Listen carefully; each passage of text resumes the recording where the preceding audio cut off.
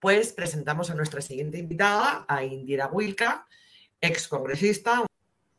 Hola, buenas noches, Anuska, y también Clara Elvira, y a todas las personas que nos están viendo.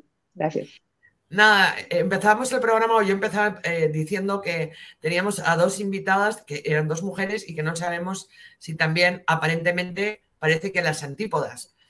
Parece, yo estoy segura, ¿no? ¿Cómo se siente en las antípodas con Adriana Tudelano? ¿O sí?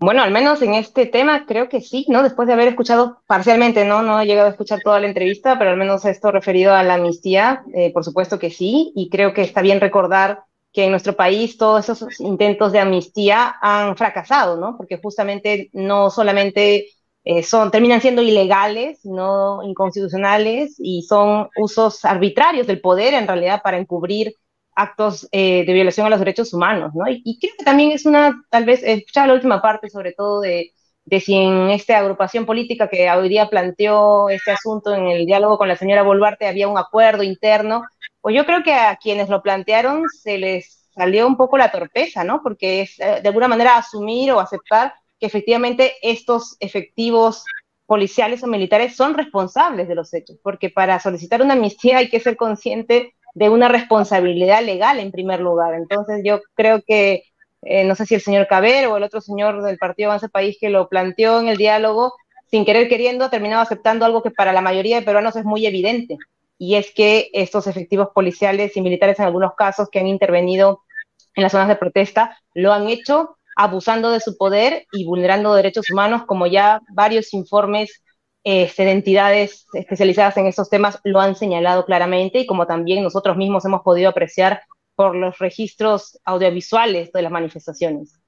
Indira, a ver, estábamos leyendo diferentes encuestas de diferentes publicadas en diferentes medios, y lo que parece que hay consenso es en que la gente quiere adelanto de elecciones, pero también la gente dice, oye, el Congreso no se pone de acuerdo, la presidenta un día dice A, luego dice B, pero ¿y dónde están los políticos de diferentes tendencias que no se pronuncian? O sea, políticos que no están en el Congreso, pero que han tenido relevancia y que tienen una responsabilidad con el país.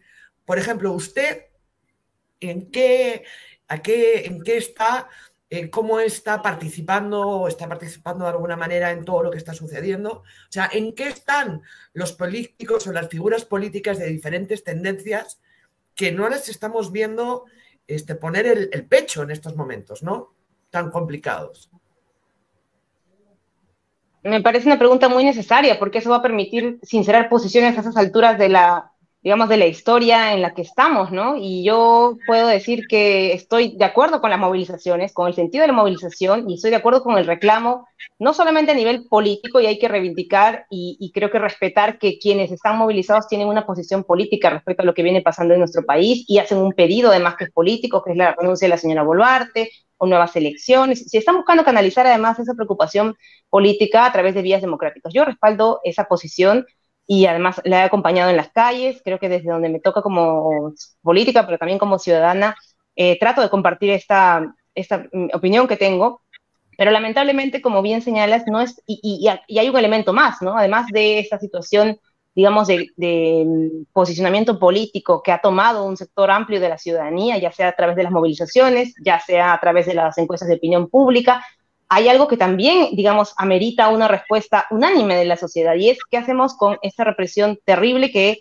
y digamos, ya ha rebasado cualquier tipo de tolerancia, ¿no es cierto?, por parte de quienes tienen un rol y una voz pública, ¿no? Y creo que también es pertinente preguntarnos por qué hay silencios, ¿no es cierto?, estruendosos de sectores, no solamente de la clase política, ¿no?, también de sectores institucionales de nuestro país, frente a actos que no se condicen de ninguna manera con un régimen democrático, ¿no? Yo tengo muy clara mi posición, bueno, como les mencionaba, en lo posible he acompañado las movilizaciones, en lo posible he tratado también de apoyar a quienes han venido desde sus regiones a protestar, exigiendo no solamente, como digo, que su voz sea escuchada en relación a la crisis política que vive nuestro país, y han venido trayendo esa posición política porque son ciudadanos también, y también vienen a exigir justicia, ¿no? Fíjense, algo tan digamos, algo tan evidente y que estamos viendo que se está desconociendo flagrantemente, ¿no? La posición del Ministerio Público respecto a las masacres que ha vivido nuestro país hace un mes en Puno, hace 2 meses en Ayacucho, sinceramente deja mucho que desear. Y yo sí me aunaría también a esa pregunta que tú lanzas, Anuska, ¿qué es del resto de personas de la política peruana que no están en el Parlamento? Sin duda ya sabemos un poco por dónde van los objetivos de quienes están en el Parlamento, están en una especie de cálculo o pulseo permanente, porque eso es lo que se puede ver con estas idas y venidas respecto al tema del adelanto electoral. La mayoría de bancadas, tal vez las excepciones son individuales nada más, pero la mayoría de bancadas, y hay que decirlo con todas sus letras, tanto de la ultraderecha como de la gente que llegó con banderas de izquierda, pues apuesta simplemente a la permanencia mientras la gente se está muriendo producto de la represión. Pero sí es creo que importante hacer un llamado a que se expresen voces más amplias también, porque como digo, lo que ocurre no es solamente ya un asunto de discrepancia política, que cada uno puede tener su posición respecto a la señora Boluarte o al Parlamento, hay cosas que lo que están haciendo es deteriorar aún más ya la precaria democracia que teníamos, ¿no? Que en nuestro país se asesine, pues sin que nadie se le mueva un pelo a 60 personas, que se vulneren derechos, que se use la justicia de manera política, por ejemplo, para apresar por 1 año y medio a una manifestante que llegó a la ciudad de Lima, digamos, financiando 2.000 o 3.000 soles para actividades en una marcha y que se use como argumento que la señora no tenía arraigo domiciliario por dejar a sus hijas en Andahuaylas, la verdad que es una barbaridad. Y como esa podemos ir contando y hacer la enumeración de las cosas que han sobrepasado cualquier tipo, como digo, de tolerancia democrática y nos deben hacer, pues, por supuesto, alzar la voz ante un régimen que cada vez es menos una democracia. Yo quiero preguntarle por esos casos ya hoy judicializados que están ya con detenciones o con comparecencias con restricciones. En el caso que usted menciona, bueno, no son 18 meses, son 30 meses a esta profesora Janet Navarro. Así es, totalmente de acuerdo. Gracias por la precisión, Clara Elvira. Sí, 30 claro, meses. Son 30 meses. Pero por otro lado está la gente, muchos de ellos que están aquí en nuestro chat, en el programa, diciendo, bueno, ¿y cómo se defiende este país de gente que toma aeropuertos, de gente que incendia comisarías, de gente que quiere destruir el país? Pues la única es el brazo duro del Estado metiéndolos presos. ¿Cómo contestamos eso? ¿Cómo se resuelve ese dilema entre quienes quieren que haya orden, que haya autoridad y que no se tomen un aeropuerto, que no se bloqueen vías, y quienes creemos que la gente tiene derecho a protestar, pero que estamos convencidos de que debe ser pacífica? ¿Cómo conciliar esas posturas? Bueno, ¿cómo se defiende el país? En cualquier caso, esté uno de un lado o del otro de una discusión política, pues usando el Estado de Derecho, no asesinando manifestantes, ya sea que le toque hoy protestar a personas que están en contra de este gobierno y en contra del Parlamento, como le tocó protestar también a personas que estaban en contra del señor Castillo hace unos meses. Y yo no vi que nadie pidiera que le metieran bala, ¿no es cierto?, a quienes se manifestaban en la avenida Bancay, por ejemplo, el 5 de abril, que el señor Castillo tomó la decisión absurda de declarar un toque de queda, si no me equivoco, ¿no? Y a mí me hubiera parecido injustificable que a la gente le metieran balas simplemente por intentar llegar al Congreso de la República o al Palacio de Gobierno. Entonces, los criterios deben ser los mismos para cuando estamos hablando de cosas tan delicadas como la vida de las personas, ¿no? Por supuesto que actos vandálicos o violentos deben controlarse y deben reprimirse y deben procesarse a las personas de manera individual para que existan justamente responsabilidades a ese nivel, pero lo que estamos viendo, y hay que ser muy claros con eso y no pasarlo por agua tibia, está muy lejos de eso. Estamos viendo situaciones en las que incluso ha fallecido o ha sido asesinada gente que ni siquiera estaba participando en las manifestaciones. Este caso del joven, un chico de 15 años que pasaba al lado del cementerio y que estos videos que se han podido conocer muestran que ni siquiera estaba participando en las manifestaciones y le cae un balazo. O este paramédico, estudiante de medicina en Puno, que también auxiliaba a un herido y le cayó un balazo. O un señor que auxiliaba a un herido también en Ayacucho, le cayó otro balazo. O sea, eso no es controlar disturbios. Miren, hay otro caso que también creo que ustedes han cubierto, me parece muy acertadamente, en Andahuaylas. Es que este caso gravísimo, que se ha reportado la semana pasada del ataque a un camión, ¿no es cierto? Eso también dista mucho de ser ¿no?, el control simplemente de un acto vanálico. Eso ya es entrar en una lógica, digamos, de uso de la fuerza simplemente para amedrentar a cualquiera que intente manifestarse o usar su derecho a la protesta. Hicimos, de hecho, un reportaje que quiero para quienes nos están viendo, invitarlos a que lo vean, de Daniel Llovera, en el que, como dice la excongresista Indira Wilca, pues hay testimonios y hay imágenes de cómo los que iban en el camión dicen que los policías simplemente los fumigaron, ¿no? O sea, los esperaron en la carretera o los alcanzaron y les dispararon cuando el camión iba fallando, y hay un herido, hay varios heridos, uno de ellos que parece que no va a poder volver a caminar, y hay un joven de 23 años muerto por ese caso. Ahí estamos compartiendo el reportaje. Sí, gracias, Elvira, por mencionarlo. Y esto muestra entonces un patrón de actuación, ¿no? Y este patrón de actuación, lamentablemente, también viene siendo recogido por instituciones. Yo sé que el señor Cavero ha hecho una mofa del trabajo de Amnistía Internacional en la mañana, pero más allá de digamos, de la pequeñez con la que él puede valorar los derechos humanos, bueno, son instituciones que nadie va a decir porque son izquierdistas, ni están a favor del señor Castillo, ni de la izquierda. Son instituciones que tienen un rol en países justamente donde existen ese tipo de riesgos para los derechos humanos, y el informe que han presentado va en la línea de la información que hemos ido recabando durante estas semanas, ¿no? Estamos hablando de situaciones que no son aisladas, que no son excesos, que lamentablemente constituyen en estos momentos el patrón con el cual está actuando la Fuerza Armada y Policial en el marco de estas protestas. Entonces yo te respondería que, por supuesto, sí hay que controlar cualquier tipo de acto que sobrepase lo que es una protesta pues comprensible, pero también es cierto que no es que se haya usado el Estado de Derecho ni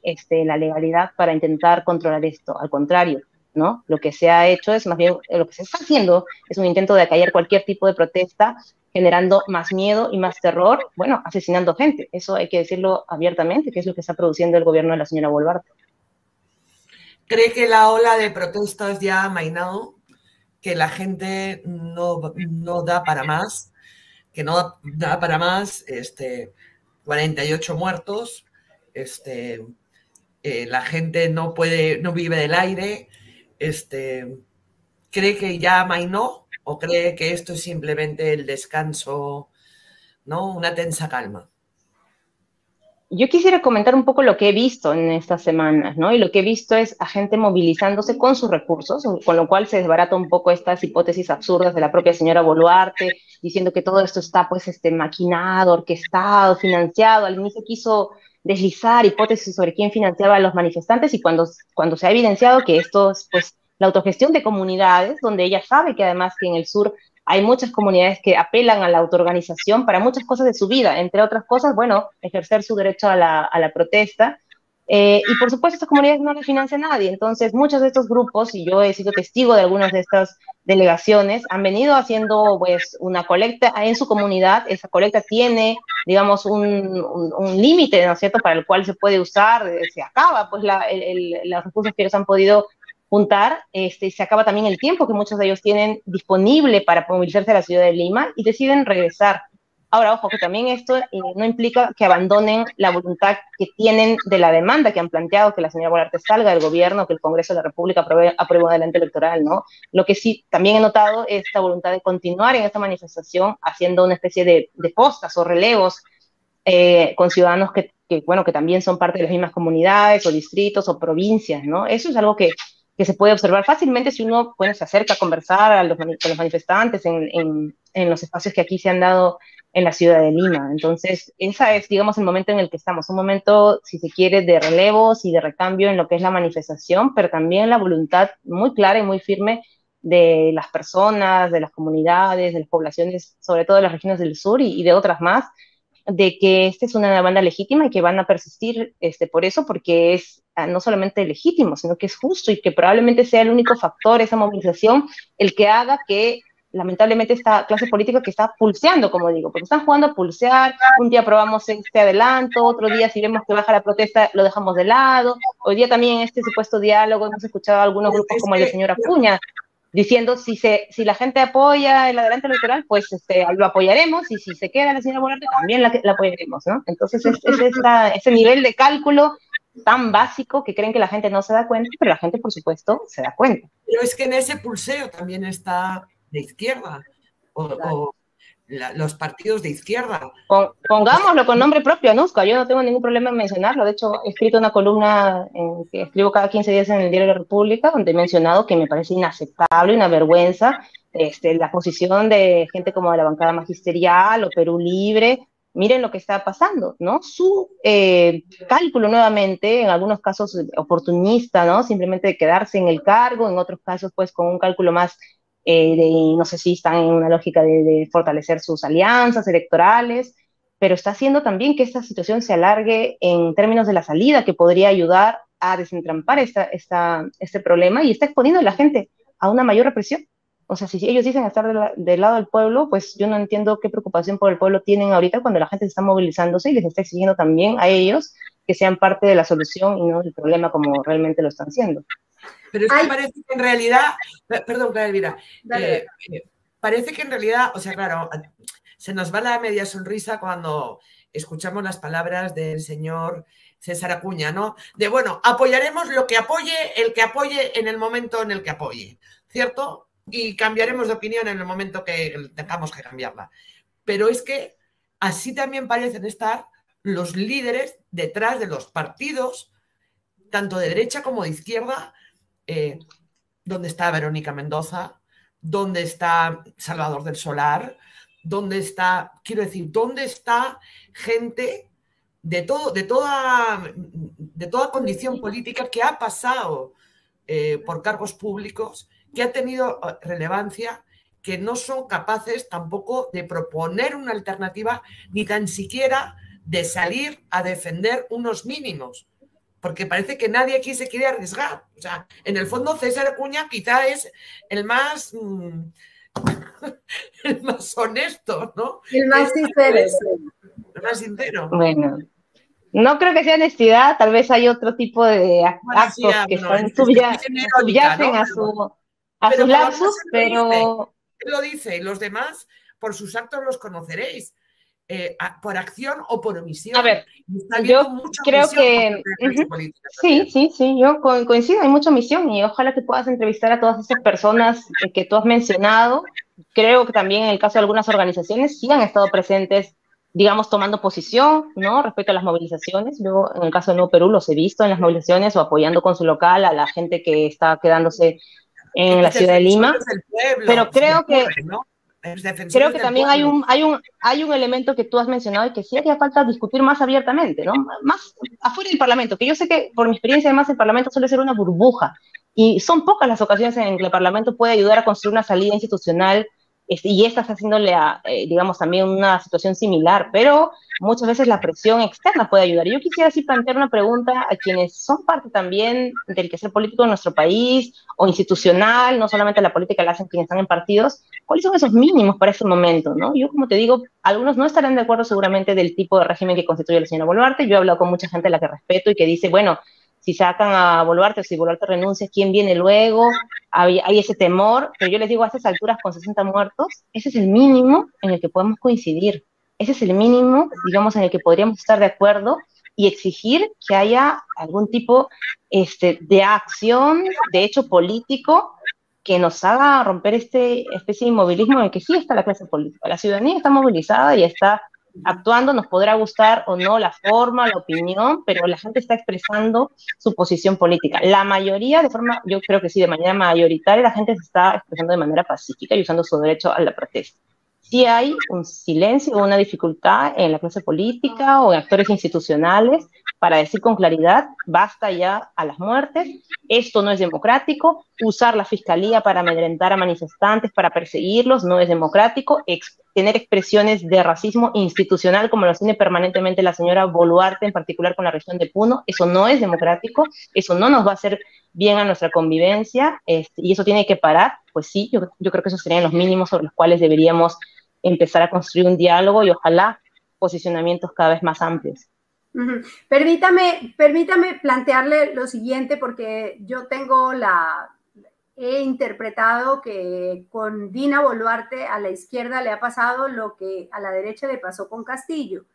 La derecha, cuando llegó Castillo al poder, lo que le hizo fue incentivos para que él no se pudiera separar de Cerrón, porque le dijeron, Si usted mueve la cabeza, se la vamos a cortar.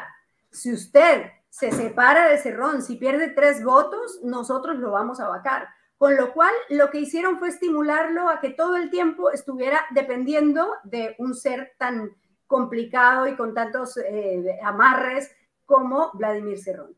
Y luego, cuando llega Dina Boluarte al poder, lo que le dice la izquierda es: con usted no vamos a hablar, porque usted es una traidora, Pedro Castillo. Y entonces lo que hacen es darle un incentivo para que ella se entregue en los brazos de Avanza País, de Renovación Popular, de Fuerza Popular, y terminó ocurriendo una profecía autocumplida, y es que es un gobierno de derecha, evidentemente, porque es la derecha la que garantiza que ella siga en el poder. ¿No cree que de pronto también la izquierda se equivocó cuando arrancó el gobierno de Dina Boluarte en no darle la oportunidad de conversar con ella y de más bien ayudarla a que fuera un gobierno mucho más democrático que lo que está haciendo?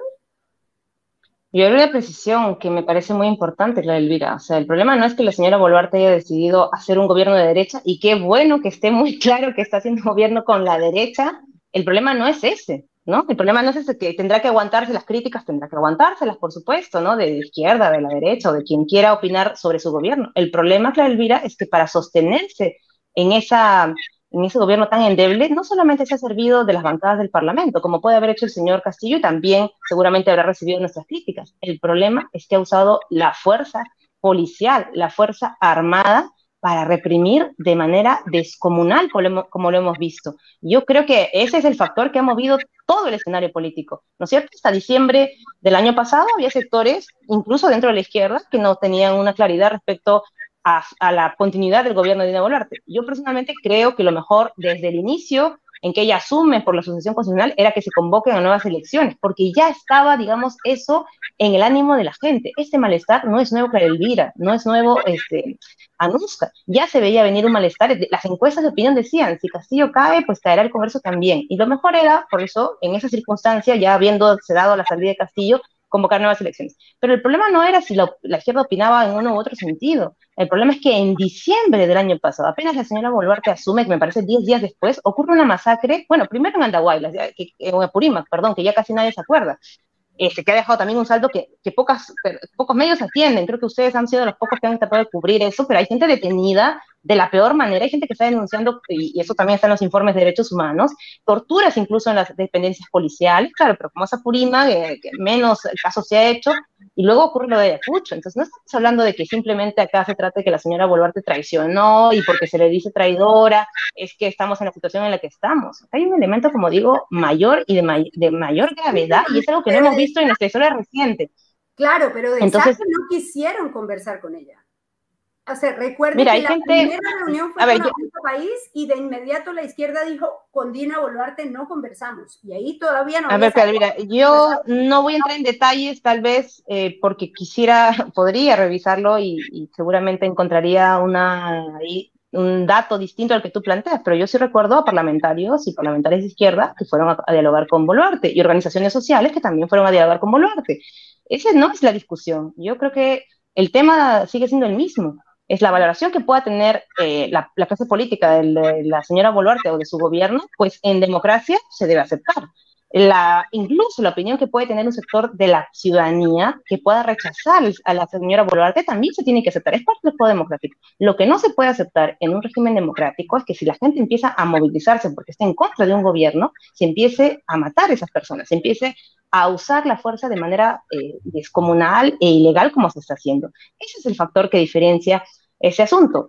La izquierda puede opinar en uno u otro sentido, y yo creo que ha habido matices incluso dentro de las izquierdas sobre cómo opinaban respecto a la continuidad o no de la señora Boluarte. Hay muchos, como te digo, que asumieron desde el día uno el pragmatismo total, y dijeron: no, acá nadie nos saca, nos quedamos.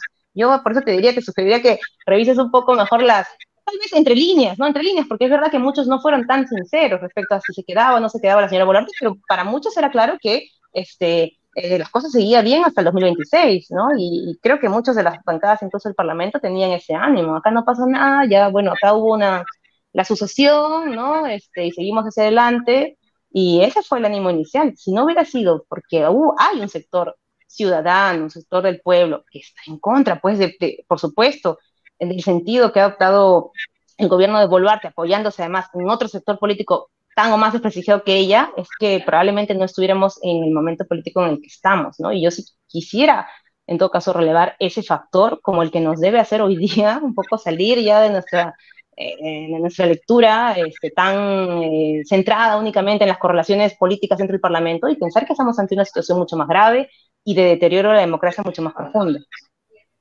Claro, y de fragmentación de la sociedad, ¿no? Por eso que uno se pregunta ya, si los que están no lo están haciendo bien, ¿quién hay de repuesto? ¿Quién hay de repuesto nuevo o quién hay que pueda tomar la posta que haya tenido experiencia? Desde la derecha, del centro derecha, usted ha sido congresista. Uno se podría o debería poner de acuerdo en puntos mínimos. O sea, en otras situaciones complejas del país, gente de diferentes tendencias se ha unido para hacer una propuesta. Aquí tampoco estamos viendo eso. Entonces, ¿cuál va a ser el repuesto después de esto? Porque esto va a terminar en el 2023, en el 2024, abruptamente dentro de un mes. ¿Quién sabe? Porque ya todo es posible. Pero ¿y después qué? Es la nada, es la nada. La gente hoy día justamente tiene esa percepción, ¿no es cierto? De quienes vengan, ¿no?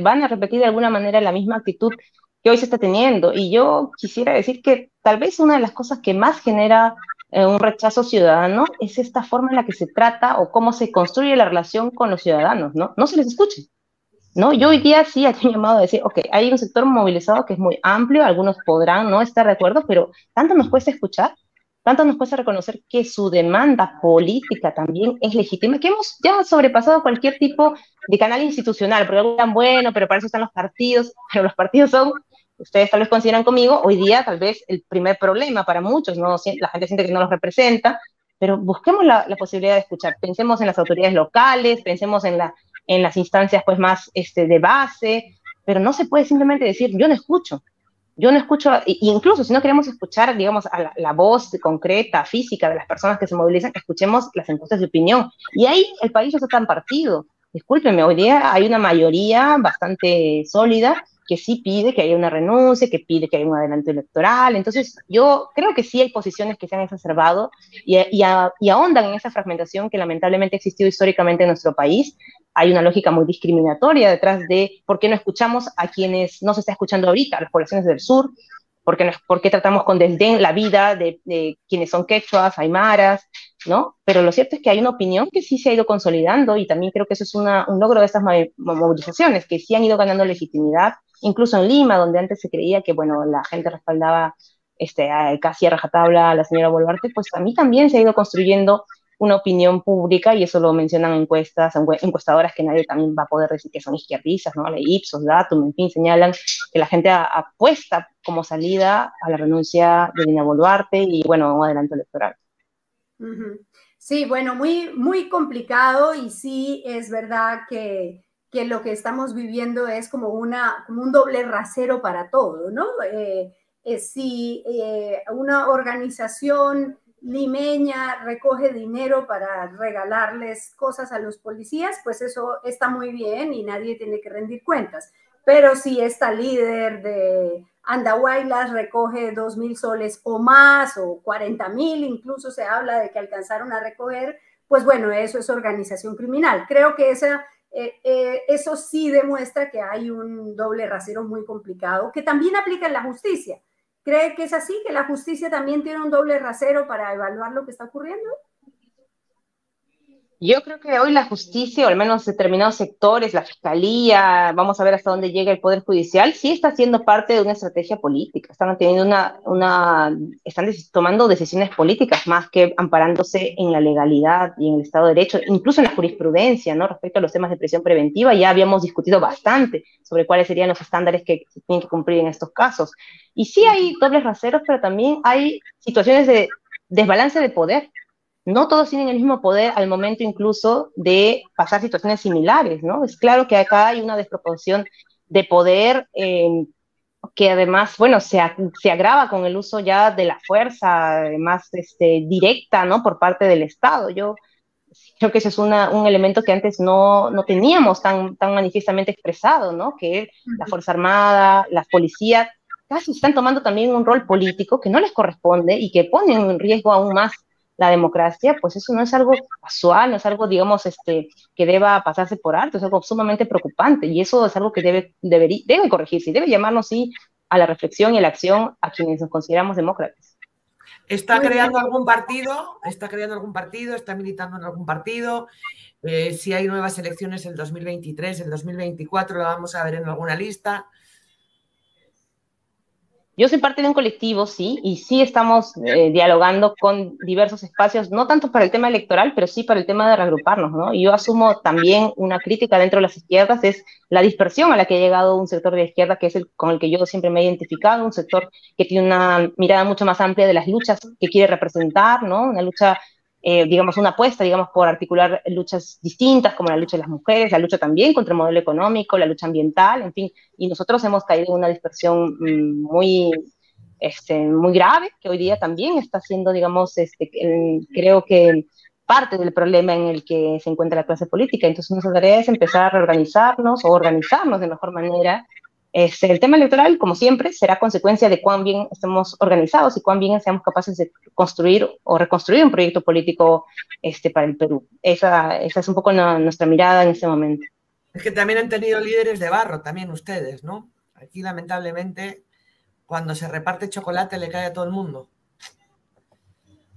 Bueno, errores, por supuesto, errores. Yo no solamente creo que en los liderazgos, ¿no? También en quienes somos parte de organizaciones.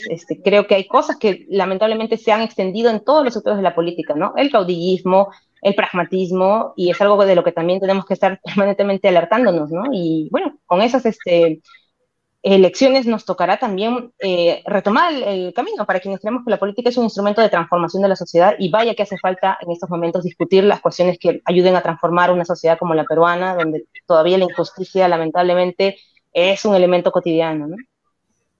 Muchísimas gracias, como siempre. Gracias a ustedes. Y esperemos seguir conectados. Muchísimas gracias.